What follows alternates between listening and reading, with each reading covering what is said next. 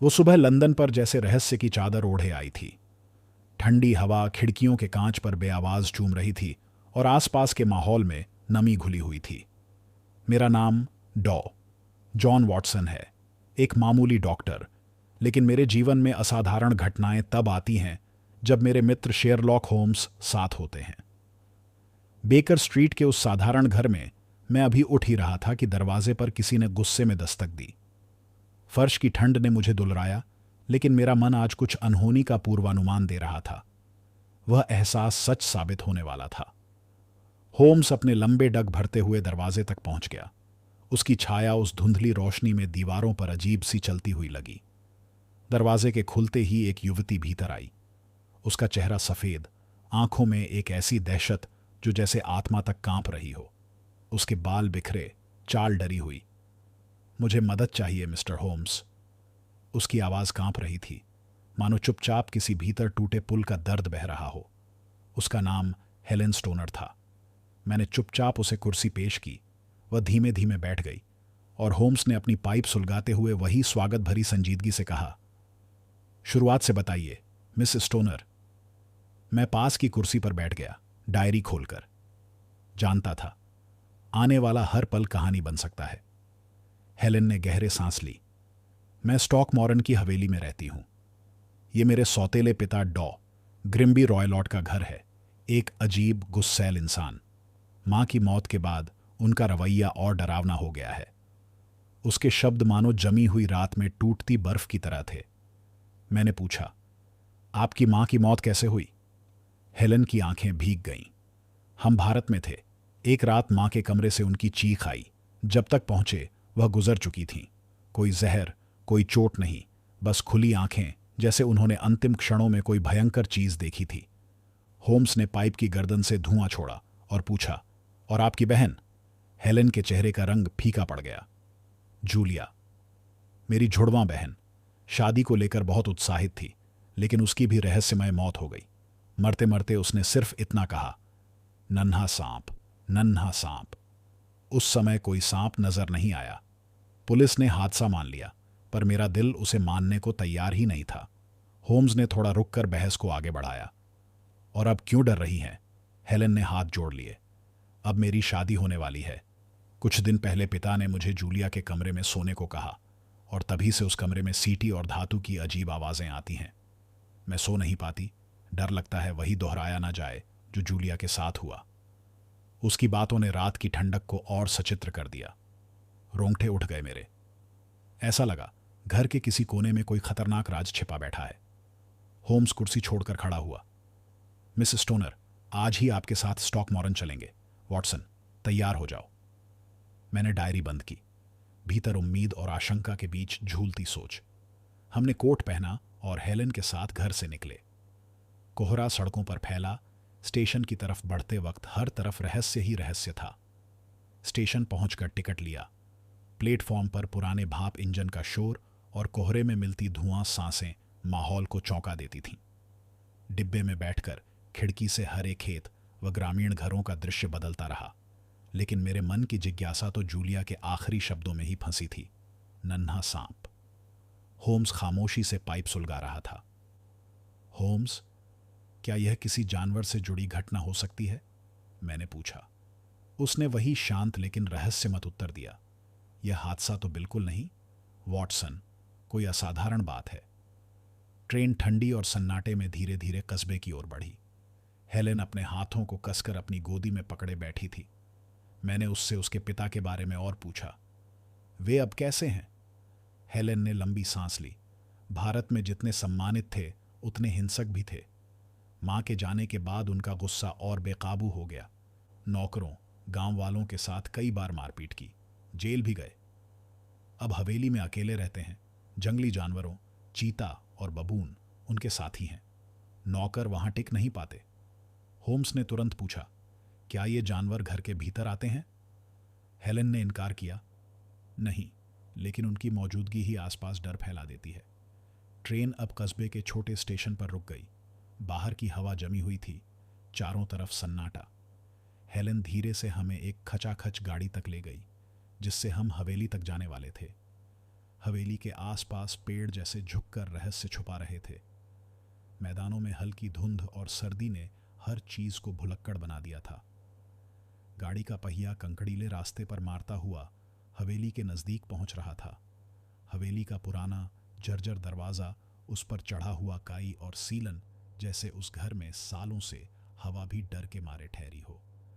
हमने गाड़ी से उतरकर हवेली की ओर बढ़ना शुरू किया। हेलेन की सांसों में डर साफ झलक रहा था। उसकी चाल धीमी पड़ गई थी। मैंने कोशिश की कि उसे थोड़ा ढांढस दूं। आप मजबूत हैं हेलेन, हम साथ हैं।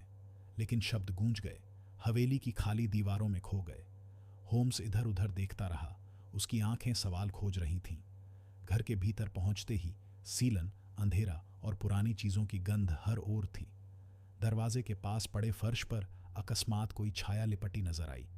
मैंने तुरंत लैंप जलाया। डर था कि पिछले अनुभव कोई नई सच्चाई न खोले, लेकिन वहां कुछ नहीं था। होम्स ने उस कमरे का हर कोना, हर दीवार ध्यान से देखा। वॉटसन, उसने कहा, डर हमेशा आंखों को भ्रमित करता है। हमें खुद सब कुछ जांचना होगा। हर कमरे, हर दराज, हर खिड़की का निरीक्षण शुरू हुआ। हवेली के बाहर हवा और अंदर सन्नाटा, बस हमारी खोज की आहट सुनाई देती थी। मेरे लिए तो ये एक रोमांच था, लेकिन हेलेन के लिए डरावनी हकीकत। जूलिया के कमरे में जाते ही दीवारों पर बना पुराना पैटर्न, खिड़की से छन कर आती ठंडी हवा और कोने में रखा एक लौटा हुआ बिस्तर, सब कुछ रहस्य की अगली परत खोलने को तैयार था। ठीक उसी समय मुझे खिड़की से चीता की हलचल दिखी। वह हवेली के चारों तरफ घूमता रहा। हेलेन ने बताया, ये जानवर अक्सर रात में घर को घेरे रखते हैं। उनकी मौजूदगी ही काफी डरावनी है। होम्स ने पाइप की राख झाड़ते हुए कहा, बिल्कुल, हमें उनकी आदतों और इधर उधर आने जाने की दिशा देखनी चाहिए। ये छोटे संकेत भी बड़े रहस्य खोल सकते हैं। बाहर मौसम और ठंडक बढ़ती जा रही थी। हवेली के ऊपर शोर करता अजीब सा पंछी और दालान के उस पार सुस्त पड़ी घड़ी। मुझे लगा जैसे समय भी इस जगह सर्दी में थम गया है। हम सभी उस कमरे का गहन निरीक्षण करने लगे जहां हेलेन अब सोती थी। खिड़की पर जाम लगा हुआ, दीवारों में छोटी छोटी दरारें, फर्श पर सीटी जैसी आवाजों का रहस्य। होम्स ने हर चीज को गौर से देखा, बिना किसी जल्दबाजी के। रात वहां बितानी थी, डर, थकान और रहस्य की मिलावट के बीच, पारदर्शी कोहरे के पीछे छिपी सच्चाइयों को खोजते हुए। हेलेन की शिकारी सी आंखें मेरे चेहरे पर टिक गईं। उसके लिए यह केवल भय नहीं, हकीकत थी। वह रात हवेली के अंधेरे गलियारों में बिताई गई। सर्द हवा, कोहरे में डूबे बाहर के दृश्य और भीतर सन्नाटे की चीख, सब कुछ उस बढ़ते रहस्य के आगे एक पर्दा सा लगने लगा। लेकिन होम्स हमेशा अपने विचारों में डूबा हुआ अगले इशारे का इंतजार करता रहा। उसकी आंखों में वही जिज्ञासा, वही विश्वास चुपचाप चमक रहा था। कहानी अभी शुरू ही हुई थी। उसका अंत कितना खतरनाक होगा, ये अब भी धुंध में छुपा था। जीवन कभी कभी ऐसे मोड़ों पर लाकर खड़ा कर देता है जहां हर चीज एक अजनबी सी लगती है। जैसे ही मेरी और शेरलॉक होम्स की गाड़ी गांव की पतली पगडंडियों से होकर गुजर रही थी, मैंने नोटिस किया कि गांव के निवासियों की निगाहें हमारे पीछे थीं। उनके चेहरों पर डर और संदेह की हल्की रेखाएं थीं। शायद वे हमें उसी रॉयलॉट का मेहमान समझ बैठे थे जिनका खौफ पूरे इलाके में पसरा हुआ था। गाड़ी हल्के झटकों के साथ आगे बढ़ती गई और आसपास के घने जंगल ने माहौल को और भी रहस्यमयी बना दिया। पेड़ों की शाखाएं इतनी घनी थीं कि दोपहर का सूरज भी उस स्याह में कहीं खो गया था। हर दिशा से पत्तों की सरसराहट और जंगली पक्षियों की आवाजें गूंज रही थीं। लगता था मानो हम किसी साधारण गांव में नहीं, किसी पुराने रहस्य की भूल भुलैया में दाखिल हो रहे हों। हवेली जैसे ही दूर से दिखी, दिल एक अनजानी दहशत से भर गया। काले पड़ चुके पत्थर की दीवारें, टूटी और अधखिली खिड़कियां और छत पर मंडराते काले कौवे, सब कुछ उस जगह को किसी डरावनी कहानी का हिस्सा बना रहे थे। गाड़ी की आवाज के साथ ही चौकन्ना सा सन्नाटा पसर गया। हेलेन स्टोनर ने धीरे से कहा, डॉ रॉयलॉट अभी गांव में है। हमारे पास थोड़ा वक्त है। होम्स ने अपनी टोपी सीधी की और संजीदगी से कहा, वॉटसन, चलो अपना काम शुरू करें। हमारे कदम जैसे ही भारी लकड़ी के दरवाजे के पार चले गए, भीतर की हवाओं ने पुराने जख्मों की तरह बदबूदार नमी के साथ स्वागत किया। सीढ़ियां और फर्श लगातार चरमराते रहे, मानो वे भी हमारे आने की सच्चाई पर अचरज कर रहे हों। दीवारों पर सीलन के मोटे निशान थे, जिनमें बचपन की कोई डरावनी छाया पैबस्त थी। हेलेन ने बिना कुछ बोले हमें जूलिया के कमरे की तरफ इशारा किया। दरवाजे के खुलते ही एक बर्फीली लहर ने मेरे चेहरे पर हमला किया। कमरा छोटा ज़रूर था, लेकिन उसमें हर चीज़, हर कोना किसी बड़े रहस्य को चुपचाप अपने भीतर समेटे हुए था। बिस्तर दीवार से पूरी तरह चिपका था, बिल्कुल सीधा, बिना किसी खिसकने की गुंजाइश के। उसके ठीक ऊपर एक रस्सी झूल रही थी, जिसे देखकर लगा मानो किसी घंटी से जुड़ी हो, लेकिन ध्यान से देखने पर उस रस्सी का किनारा हवा में ही लटक रहा था। होम्स ने सधे हुए हाथों से रस्सी को छुआ। वॉटसन, यह रस्सी असली नहीं, शायद दिखावे के लिए लगाई गई है। मैंने भी गौर किया। सच में वह किसी भी तरह से कमरे के बाहर नहीं जाती थी। होम्स की नज़र बारीकी से दीवार पर फिसली, जहां एक छोटा सा झरोखा था। यह झरोखा कहाँ जाता है? उसने हेलेन से पूछा। यह मेरे पिताजी डॉ रॉयलॉट के कमरे में खुलता है। हेलेन की आवाज़ में फिर हल्का भय झलक उठा। एक पल के लिए कमरे का माहौल और ठंडा हो गया। होम्स ने बिस्तर को हिलाने की कोशिश की, लेकिन वह पूरी तरह फिक्स था, दीवार से चिपका हुआ, इतनी मजबूती के साथ कि हिलाना संभव ही नहीं। उसकी आंखें अब तेजी से हर दरार, हर मोड़ में सुराग खोजने लगी थी। हम डॉ रॉयलॉट के कमरे में पहुंचे। वहां एक बड़ा भारी तिजोरी जैसा बक्सा था, जिसके ऊपर दूध की कटोरी रखी थी। कमरे में कोई बिल्ली नहीं थी। ये देखकर मेरी जिज्ञासा और भी बढ़ गई। होम्स ने हल्की सी मुस्कान के साथ मुझे देखा। वॉटसन, कभी कभी जवाब बिल्कुल सामने होता है, बस हमारे समझने का तरीका बदल जाना चाहिए। हमारी बातें चल ही रही थीं कि बाहर से भारी कदमों की गूंज हवेली में भर गई। हेलेन ने सहम कर विस्पर किया। वो आ गए। दरवाज़ा खुला और सामने डॉ ग्रिम्सबी रॉयलॉट, ईर्ष्या और क्रोध से भरा बेमिसाल शरीर, लाल आंखें, जैसे जंगल का कोई हिंसक जानवर। गहरी सांसें लेते हुए खड़ा रहा। उस आदमी में खौफ की एक अलग ही आभा थी। तुम लोग यहाँ क्या कर रहे हो? उसकी चीख से कमरा सिहर उठा। होम्स ने शांत स्वर में उत्तर दिया, हम आपकी बेटी की चिंता में हैं सर। रॉयलॉट ने हमें तीखी चेतावनी दी। उसकी आवाज गुस्से से कांप रही थी और वह बाहर चला गया। ठीक उसी वक्त मेरे भीतर भी डर सा बैठ गया। मुझे पता था इस टकराव का अंत इतना आसान नहीं होगा। रात ढलने लगी। हवेली की खिड़कियों से आती पीली रोशनी धीरे धीरे फीकी होती चली गई। होम्स ने हेलेन को साहसिक लेकिन नर्म स्वर में समझाया, मिस स्टोनर, आज रात आप यहां न रहें, गांव की सराय में ठहर जाइए। हेलेन के होंठ सुर्ख पड़ गए। उसकी आंखों में थोड़ी राहत आई। पर आप लोग? उसने डरते हुए पूछा। होम्स का आत्मविश्वास गजब था। हम ठीक रहेंगे, जरूरी हुआ तो आपको बुला लेंगे। हेलेन की आंखों में कृतज्ञता का तेज आ गया। उसने शॉल कसकर ओढ़ी और धीमे कदमों से हवेली के बाहर निकल गई। उसकी काया उस दूर होते जंगल में खोती चली गई। अब सिर्फ हम दो, मैं और होम्स, रह गए थे। बाहर कौवों की करकट, हवाओं की सरसराहट और हवेली के भीतर वह बेजोड़ सन्नाटा, सब कुछ मिला जुलाकर उस शाम को अभूतपूर्व भयावहता दे रहा था। मैंने अपने कोट की जेब से पिस्तौल निकाली, उसकी ठंडी धातु को छुआ। अफगानिस्तान की लड़ाइयों में भी यह मेरे हाथ में इतना भारी नहीं लगी थी। होम्स ने हल्की मुस्कान के साथ नजरें मिलाईं। वॉटसन, तुम हमेशा तैयार रहते हो। मैंने हल्की कोशिश की माहौल को साधने की। होम्स, इस हवेली में कुछ सही नहीं लग रहा। यहाँ की ठंड, ये सन्नाटा, सब कुछ अजीब है। होम्स ने गंभीरता से सिर हिलाया। तुम ठीक कह रहे हो वॉटसन, आज रात असलियत सामने आ ही जाएगी। उसने मुझे पिस्तौल पकड़ा दी और खुद एक छोटा मजबूत लैंप तैयार किया। बिना जरूरत के इसे मत जलाना, उसने फुसफुसाकर कहा। हम दोनों जूलिया के कमरे में लौट आए, उसकी हर चीज का बारीकी से निरीक्षण करने लगे। मैं बिस्तर के पास कुर्सी पर बैठ गया। होम्स दीवार के उस झरोखे के पास खड़ा रहा जो डॉ रॉयलॉट के कमरे का रास्ता था। वह बार बार झरोखे को छूता, दीवार पर उंगली से निशान ढूंढता, जैसे हर बारीक रेखा उसके दिमाग में कोई नक्शा खींच रही हो। कमरे के माहौल में अचानक गई बतौर बेचैनी भर आई थी। बाहर की लहराती हवा, पेड़ों की टहनियों का टकराना, वहीं जानी पहचानी सी गूंज, सब मिलाकर माहौल बिल्कुल सिनेमैटिक बन गया था। जैसे कोई अदृश्य ताकत हमारे आसपास है। रात गहराती चली गई। हवेली का सन्नाटा अब और गहरा लगने लगा था। घड़ी की सुइयां 10 बजा चुकी थीं। मैं हल्की फुसफुसाहट में बोला, होम्स, हमें और कितना इंतजार करना होगा? उसने शांतिपूर्वक कहा, जब तक वह अपनी चाल नहीं चलता। मैं समझ गया था, वह यानी डॉ रॉयलॉट, लेकिन उसके इरादे क्या थे, यह जानना अभी बाकी था। मेरा ध्यान अचानक दीवार पर हिलती हुई एक छाया की ओर गया।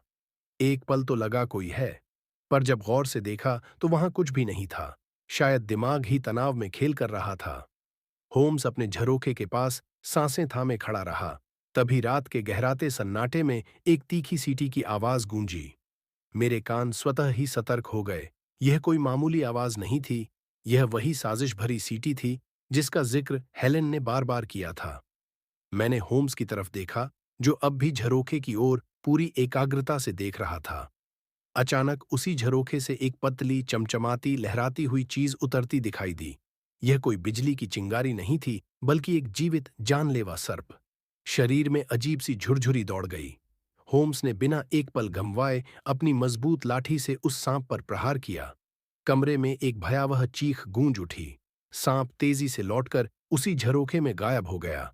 होम्स ने बिना समय गंवाए लैंप जलाया और पूरी तत्परता के साथ बोला, वॉटसन, जल्दी मेरे पीछे आओ। मेरी धड़कनों की रफ्तार बढ़ गई थी। मैं पिस्तौल संभाले उसके पीछे पीछे दौड़ पड़ा। दोनों तेजी से डॉ रॉयलॉट के कमरे की ओर भागे। वहां दाखिल होते ही दिल दहला देने वाला दृश्य सामने था। रॉयलॉट अपनी बड़ी कुर्सी पर निश्चल पड़ा था। उसकी गर्दन के चारों ओर वही बेहद जहरीला सांप लिपटा हुआ था, और उसकी आंखें और चेहरा पीड़ा, हैरानी और खौफ से जमे हुए थे। मैं एक पल के लिए परे हट गया। मेरे शरीर में कंपी दौड़ गई। होम्स ने झटपट लाठी से सांप को हटाया और तिजोरी में बंद कर दिया। यह दलदली क्षेत्र का भारतीय सांप है, दुनिया का सबसे जहरीला, होम्स ने जानकारी देते हुए कहा। मेरी आवाज डर के मारे गले में ही रुक गई। चंद क्षणों में ही सब कुछ बदल गया था। रहस्य का पर्दाफाश उस तरह हुआ जिसका अंदाजा किसी को भी नहीं था। डॉ रॉयलॉट की महत्वाकांक्षा, क्रूरता और चालाकी ने आखिरकार उसकी ही जान ले ली। वह सांप जो जूलिया की मृत्यु का भी जिम्मेदार था, अब अपने असली मालिक से आपस में उलझ बैठा था। कमरे की हवा में अभी भी सांप की फुफकार और भय की सनसनी बनी हुई थी। मैं और होम्स उस मौन, भूतिया घर में, जहां कभी हंसी, क्रंदन और रहस्य की परछाइयों की गूंज रही थी, अब एक नई सुबह के इंतजार में चुपचाप खड़े थे। कमरा आधी रात की मौन गवाही में डूबा था, और लैंप की पीली रोशनी दीवारों पर रहस्य की परछाइयां उकेर रही थीं। हवा ओस से भी ज्यादा सर्द थी। हर सांस में वह डर समाया था जो रात की कहानी को और गहरा बनाता है। मैं, डॉक्टर जॉन वॉटसन, अब तक जो कुछ देख चुका था उसकी वजह से भीतर तक हिल गया था। मेरी पिस्तौल अब पहले से कई गुना भारी लग रही थी। उंगलियों की पकड़ ढीली पड़ती जा रही थी, मगर मन सावधान था। होम्स ने तिजोरी को मजबूती से बंद करते हुए मेरी ओर देखा। उसका चेहरा बिल्कुल शांत, लेकिन आंखों में एक हल्की सी चमक थी। वह चमक जो जीत या रहस्य खुल जाने के बाद ही दिखती थी। वॉटसन, क्या तुम ठीक हो? होम्स ने बहुत नरमी के साथ पूछा। उसकी आवाज में एक अपनापन था जो दुर्लभ था। मैंने गहरी सांस ली, खुद को समेटा और जवाब दिया, हाँ। होम्स, पर ये क्या था? होम्स ने पाइप जेब से निकाली, धीरे धीरे सुलगाने लगा और मुझे अपने पास बैठने का इशारा किया। वह रॉयलॉट की मेज के पास कुर्सी खींचकर बैठ गया। मैं भी पास अपार सवालों का बोझ लिए बैठ गया। मुझे पता था उसकी जुबान से उतरता हर शब्द आज रात की जड़ों तक पहुंचेगा। होम्स ने धुएं की धुन बनाते हुए कहानी शुरू की। यह कोई हादसा नहीं था, वॉटसन। डॉक्टर रॉयलॉट ने बेहद महीन प्लानिंग की थी, जिसमें लालच और नफरत का जहर दोनों ही हावी थे। उसकी पत्नी यानी हेलेन और जूलिया की मां अपनी संपत्ति बेटियों के नाम छोड़ गई थी, लेकिन उस वसीयत में एक शर्त थी, अगर बेटियों की शादी हो जाए तो संपत्ति का बड़ा हिस्सा उनके पतियों के पास चला जाता। रॉयलॉट का मन यह मंजूर नहीं था। उसने खुदगर्जी के जाल में फंसकर उन पर खौफनाक साजिश रची। मैंने उस पल एक भयानक एहसास महसूस किया, यानी जूलिया की मौत भी ऐसी ही साजिश थी। होम्स ने धीरे से सिर हिलाया। बिल्कुल। रॉयलॉट भारत के दलदली इलाके से एक जहरीला सांप ले आया था, जिसे उसने अपने इशारे और सीटी की आवाज पर ट्रेन कर दिया। जूलिया जब शादी के लिए तैयार होने लगी, उसने सांप को नकली रस्सी के जरिए उसके कमरे में भेजा। वह अनजान थी और सांप ने उसे काट लिया, मिनटों में जहर अपना काम कर गया। सांप वापस उसी झरोखे से रॉयलॉट के कमरे तक लौट गया। पुलिस के लिए किसी भी सबूत का होना असंभव था। उस खुलासे ने मेरी आत्मा तक को झकझोर दिया। यह कितना भयावह है। और हेलेन, उसकी जान भी उसी साजिश के चलते खतरे में थी। होम्स ने हल्के ठंडे स्वर में बताया, रॉयलॉट ने वही तरीका दोहराने की योजना बनाई। हेलेन की शादी की खबर मिलते ही उसने उसे जूलिया के कमरे में शिफ्ट करवाया और हर रात सांप को भेजने लगा। लेकिन इस बार हम वहां पहले से मौजूद थे। जब मैंने सांप पर वार किया, डर से वह अपने मालिक के पास लौट गया और उसी को काट दिया। जो जाल उसने दूसरों के लिए बिछाया, वह खुद उसमें फंस गया। मैंने थकान भरी राहत के साथ रॉयलॉट की लाश को देखा। ईर्ष्या, मोह और क्रूरता का शिकार। अब वह सिर्फ एक कहानी का हिस्सा था। बाहर आसमान जन्म ले रही सुबह की हल्की रोशनी से रंगने लगा। टूटती खिड़कियों से अंदर आ रही खाली सर्द हवा में अब एक ताजगी थी। मैंने जेब से घड़ी निकाली। सुबह के 4 बज रहे थे। अब क्या करना होगा होम्स? अब पुलिस को खबर देना और हेलेन को सब बताना जरूरी है, उसने जवाब दिया। हम बाहर निकले। हवेली छोड़ने से पहले एक पल के लिए वहां की शांति, सर्दी और पेड़ों की चहचहाहट को महसूस किया। गांव पहुंचकर स्थानीय पुलिस को बुलाया। अधिकारी पूरी चौकसी के साथ हवेली तक आए। हमने सब विस्तार से बताया, सांप, रॉयलॉट की योजना और खौफ का पूरा सच। पुलिस ने तिजोरी में बंद सांप को अपने कब्जे में लिया और रॉयलॉट की लाश को गांव के बाहर ले गए। जांच पूरी हुई और पुलिस ने इसे आत्मरक्षा का मामला मानते हुए हमसे और कोई पूछताछ नहीं की। उसके बाद हम सीधे उस सराय की ओर गए जहां हेलेन रुकी थी। उसे देखते ही भीतर तक सुकून सा मिला। उसकी आंखों में डर की छाया अब भी थी, मगर अब उनमें उम्मीद की हल्की सी चमक थी। होम्स ने उस पर कहानी का पर्दा खोल दिया। जूलिया की मौत, रॉयलॉट की साजिश और उस रात का सत्य। हेलेन की आंखें गीली हो गईं। मिस्टर होम्स, आपने मेरी जान बचाई। इसके लिए मैं हमेशा आभारी रहूंगी। होम्स ने मुस्कुराकर कहा, मिज स्टोनर, यही मेरा काम है। आपकी जिंदगी अब एक नई सुबह की तरफ जाने वाली है। आप यहां कुछ दिन रुकिए, हवेली अभी ठीक नहीं। अपनी शादी की तैयारियां शुरू कीजिए। हेलेन ने सिर हिलाया। मैं अपने मंगेतर को पत्र लिखूंगी। लंदन से जल्द वह आएंगे। उसकी मुस्कान में नया आत्मविश्वास था। गांव का माहौल अब भी बदल रहा था। जब हम सराय से निकले तो देखा कि वहां एकत्रित लोग हमें जिज्ञासा और थोड़े डर से देख रहे थे। एक उम्रदार व्यक्ति आगे आया। रॉयलॉट को क्या हुआ? आवाज में अविश्वास था। होम्स ने शांत स्वर में बताया, लंदन से आए हैं। पुलिस को सब जानकारी मिल चुकी है। रॉयलॉट की मौत एक हादसा थी। आदमी चुप हो गया, लेकिन उसकी आंखों में कई सवाल अब भी थे। ट्रेन स्टेशन की तरफ बढ़ते वक्त आकाश अब अंगीठी सा गर्म था। मेरे मन का बोझ और हल्का होता जा रहा था। ट्रेन में बैठकर मैंने होम्स से पूछा, होम्स, क्या गांव वाले हमें दोषी मानते हैं? उसने बाहर की धूप को देखता रहा। सच हमेशा सबको खुशी नहीं देता, वॉटसन। हमने जो किया वह सही था। समय उन्हें भी सिखा देगा। उसकी बात में गहराई थी। हमने एक अपराधी को रोका था, एक मासूम जान बचाई, मगर हर खुलासा अपने पीछे सवाल छोड़ जाता है। बेकर स्ट्रीट लौटते वक्त हवा गर्माहट के साथ नई उम्मीदों की सौगात दे रही थी। मेरे मन में संतोष था, पर साथ ही यह सोच भी, अगले रहस्य की दस्तक कब और कहां होगी। सूरज अब पूरी तरह निकल चुका था। उसकी सुनहरी किरणें पेड़ों के बीच से छनकर हवेली तक फैल रही थीं। गांव वाले अब अपने आशंकाओं और खालीपन के साथ जीना सीख रहे थे। सांप, जो सारी त्रासदी का कारण था, अब लोहे के डिब्बे में बंद गांव से दूर जा रहा था। सड़क पर जाते समय होम्स मेरे पास आया। वॉटसन, क्या सोच रहे हो? उसकी आंखों के तेज में आज देशी संतोष मिला, साथ ही लंबी यातना की थकान भी। मैंने धीरे धीरे कहा, यह सचमुच डरावना था होम्स। क्या वाकई सब खत्म हो गया? उसने पाइप सुलगाते हुए मुस्कुराकर कहा, अपराधी अब नहीं बचा और उसका हथियार भी हमारे पास है। कुछ सवाल अधूरे रह गए, मगर यह एक नई शुरुआत है। उस सुबह स्टॉकमोरन के गांव में, जहां परछाइयां और रहस्य रिश्ते रहते थे, मैंने जाना कि अच्छाई की जीत हमेशा आसान नहीं होती, मगर उम्मीद और साहस रास्ता दिखाता है, नए सूरज की किरण की तरह। स्टॉकमोरन के सर्द धुंधले माहौल से निकल रही ट्रेन की खिड़की से मैं, डॉक्टर जॉन वॉटसन, बाहर के दृश्यों को देख रहा था। गांव की खाली गलियों, घने जंगलों और उन रातों का एहसास, सब कुछ पीछे छूटता जा रहा था, मगर भीतर एक हल्की सी कसक रह गई थी। क्या हमने गांव वालों के लिए कोई गलत कदम उठाया? हमारा रोमांच तो समाप्त हो गया था, लेकिन सवाल मेरे मन में गूंज रहे थे।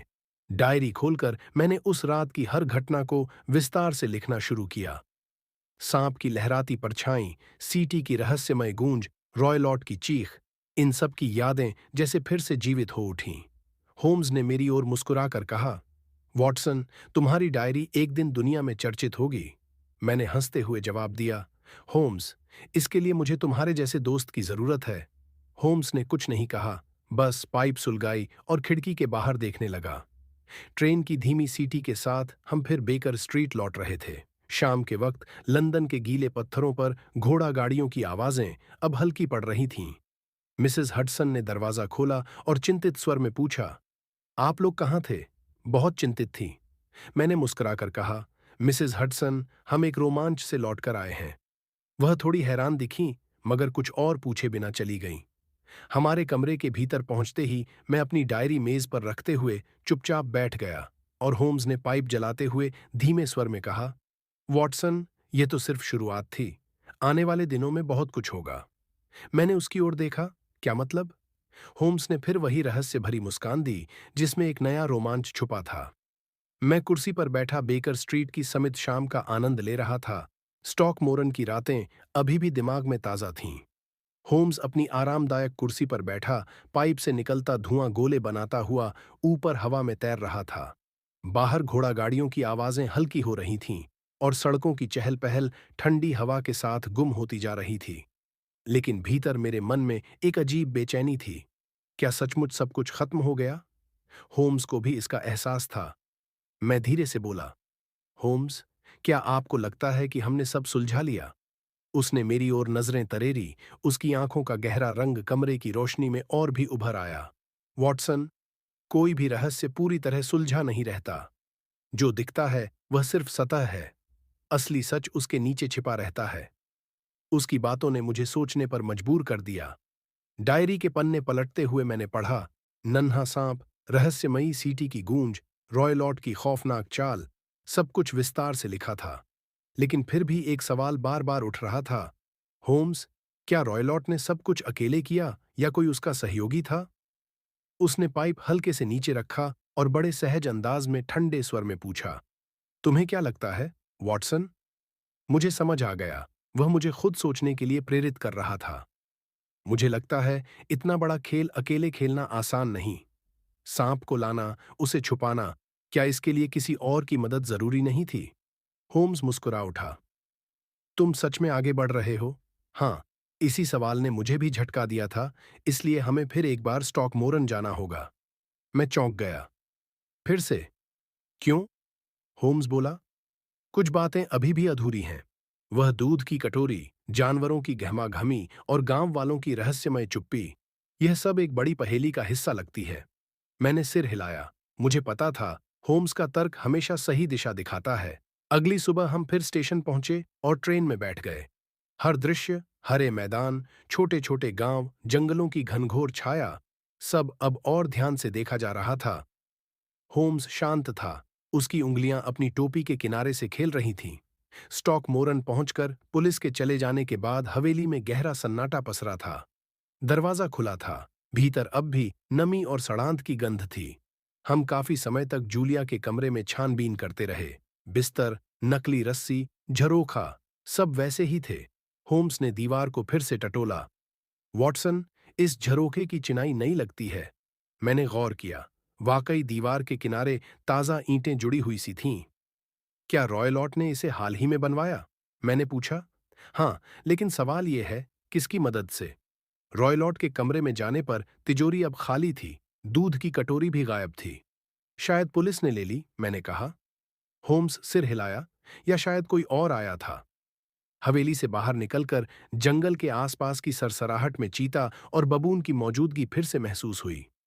तभी अचानक हमें जंगल के भीतर किसी के चलने की आहट सुनाई दी। मैं पिस्तौल निकालने ही वाला था, होम्स ने मुझे रोका। झाड़ियों से एक अधेड़ उम्र का आदमी निकला, चेहरे की रेखाएं कठोर और हाथ में लाठी। उसने पूछा, आप लोग फिर यहां क्यों आए हैं? मैंने उसे पहचान लिया। वही आदमी जो सराय के बाहर मिला था। हम कुछ जवाब ढूंढने आए हैं, होम्स ने शांत स्वर में कहा। रॉयलॉट के बारे में बताइए, क्या वह अकेले रहता था? वह आदमी कुछ देर हिचकिचाया। नहीं, उसका एक नौकर था, जॉनसन। वो जानवरों की देखभाल करता था। रॉयलॉट की मौत के बाद जॉनसन गायब हो गया।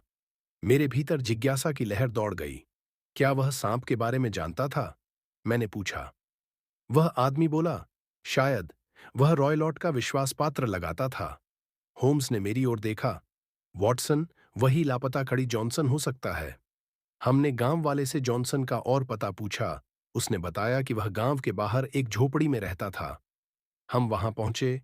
छोटी टूटी फूटी झोपड़ी, भीतर एक पुराना बिस्तर, बिखरे बर्तन, मेज पर एक कागज रखा था। माफ कर दो, लिखा था। होम्स ने कागज उठाया। ये जॉनसन का खत है, वह भाग गया। मैंने सोचा, क्या वह रॉयलॉट का साथी था या सांप को छुपाने में उसकी मदद थी? संभव है, होम्स ने कहा, पर अब वह गायब है और सबूत नहीं है। वापसी में मैंने सोचा, हर कहानी पूरी तरह खत्म नहीं होती। हमने जंगल में और सुराग ढूंढने की कोशिश की, मगर कुछ मिला नहीं। ट्रेन में लौटते हुए मैंने पूछा, क्या हमें जॉनसन को ढूंढना चाहिए? होम्स ने कहा, नहीं, वॉटसन। हेलेन सुरक्षित है। रॉयलॉट का अंत हो गया। जॉनसन अब कोई खतरा नहीं है। मैंने सिर हिलाया, लेकिन मन में वही पुरानी बेचैनी थी। हर कहानी को खत्म देखना चाहता था। बेकर स्ट्रीट पर लौटकर डायरी में हर घटना का विस्तार से जिक्र किया। जॉनसन का रहस्य अधूरा था, मगर मुख्य उद्देश्य तो पूरा हो चुका था। खिड़की के बाहर लंदन की रात झिलमिला रही थी। पाइप की खुशबू कमरे को भर रही थी। वॉटसन, अगला रोमांच कब? होम्स ने मुस्कुराकर पूछा। जब तुम चाहो, होम्स, मैंने हंसकर कहा। स्टॉकमोरन की घटना मेरे लिए जीवन का सबक बन गई। कभी कभी हर जवाब नहीं मिलता, लेकिन जो मिलते हैं वे जीने के लिए काफी होते हैं। कुछ दिनों बाद गैस लैंप की मंद रोशनी में जब मैं डायरी के पन्ने पलट रहा था, लंदन की सड़कें नर्म ठंडक में नहाई थीं। होम्स अपनी कुर्सी पर बैठा था, उंगलियां वायलिन के तारों पर चल रही थीं। कोई नई धुन नहीं, बस सोचों में खोया संगीत। मैंने डायरी बंद करते हुए पूछा, होम्स, क्या तुम्हें लगता है कि हमने कुछ छोड़ा? उसने वायलिन नीचे रखा। क्या मतलब, वॉटसन? उसकी आवाज में हल्का उत्सुकता थी। मैंने गहरी सांस ली।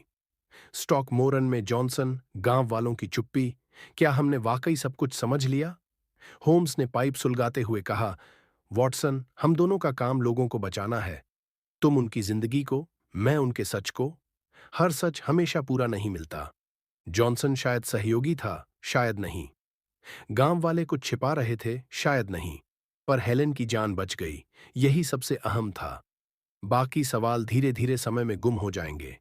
उसने धुआं हवा में छोड़ा। उसकी बातों में सुकून था, जो मेरे भीतर उतर गया। शायद मैं ही हर बात की तह तक जाना चाहता था, लेकिन होम्स सही था। अपनी डायरी में सब लिख डालो, वॉटसन। यह एक बेहतरीन कहानी है, रहस्य, खतरा और जीत। मैंने कुछ हंसते हुए कहा, यह तुम्हारी जीत है, होम्स। मैं तो बस साथ था। उसने हल्की मुस्कान के साथ कहा, हर नायक को एक दोस्त की जरूरत होती है। अगली सुबह जब नाश्ते पर बैठा, मिसेस हडसन ने एक लिफाफा लाकर दिया। यह आपके लिए है, डॉक्टर वॉटसन। मैंने लिफाफा खोला। वह हेलेन स्टोनर का पत्र था, उसके नए जीवन की ओर बढ़ते उम्मीदों का संदेश, एक नई सुबह का वादा, एक नई कहानी के साथ। हेलेन स्टोनर की चिट्ठी पढ़ते हुए मेरे कमरे की हवा भी एक बदलते अध्याय की गवाह बन गई थी। मानो अतीत और भविष्य दोनों मेरे सामने सांस ले रहे हों। उसने बेहद ईमानदारी से लिखा, आप दोनों के जाने के बाद मैंने कुछ वक्त सराय में बिताया, लेकिन अब वापस हवेली में आ गई हूं। इस जगह की दीवारों में डर बाकी है, पर अब यह मेरा अपना घर है। मेरा मंगेतर पर्सी मेरे पास है और हम दोनों जल्द ही शादी करने वाले हैं। फिर ये हवेली बेचकर एक नई जिंदगी की तरफ बढ़ जाएंगे। उसकी लिखावट जैसी कांपती थी, वैसे ही उसके जज्बात भी कागज पर उतरे थे। कृतज्ञता, उम्मीद और हल्की सी हिचकिचाहट। उसने स्पष्ट लिखा, मैं आप दोनों को कभी नहीं भूल सकती। मुझे और मेरी बहन जूलिया को इंसाफ दिलाने के लिए आपकी एहसानमंद रहूंगी। शादी में जरूर आइएगा, ये मेरे लिए बहुत मायने रखेगा। जैसे ही मैंने खत होम्स को थमाया, उसने सरसरी नजर से पढ़ा और मेरी ओर देखा। उसकी आवाज में आज एक भावनात्मक मुस्कान थी। वॉटसन, ये सचमुच एक अच्छा अंत है। मैंने हाँ में सिर हिलाया और बोला, हाँ होम्स, शायद जॉनसन का पता और गांव वालों के बदले मिजाज, इन सब का अर्थ अब हमें साफ दिख रहा है। होम्स ने गंभीरता से जवाब दिया। अब वह सब कोई खतरा नहीं रह गया। असल मायने यह है कि हेलेन का भविष्य सुरक्षित है। खत का जवाब मैंने बड़े स्नेह और शुभकामनाओं के साथ लिखा। हेलेन की शादी में आने का वादा करते हुए मन ही मन यह जान गया था कि होम्स शायद ही ऐसे कार्यक्रमों में शामिल होना पसंद करे। उसका मन रहस्य की अगली गुत्थी में उलझने को अधीर था। खत भेजने के बाद मैं सीधे अपनी डायरी की ओर गया। हर छोटे बड़े पल, हवेली की कंपकंपाती ठंड, सांप की चपलता और आखिर में हेलेन की निस्वार्थ मुस्कान, इन सब को लिखकर अपने भीतर उतार लिया। रात जब गहराने लगी और मैं सोने की तैयारी करता रहा, तभी होम्स अचानक मेरे कमरे में आया। उसके चेहरे पर गहरी संजीदगी थी। वॉटसन, उसने बोला, तुम्हारी डायरी में एक बात छूट गई है। मैंने हैरान होकर पूछा, क्या?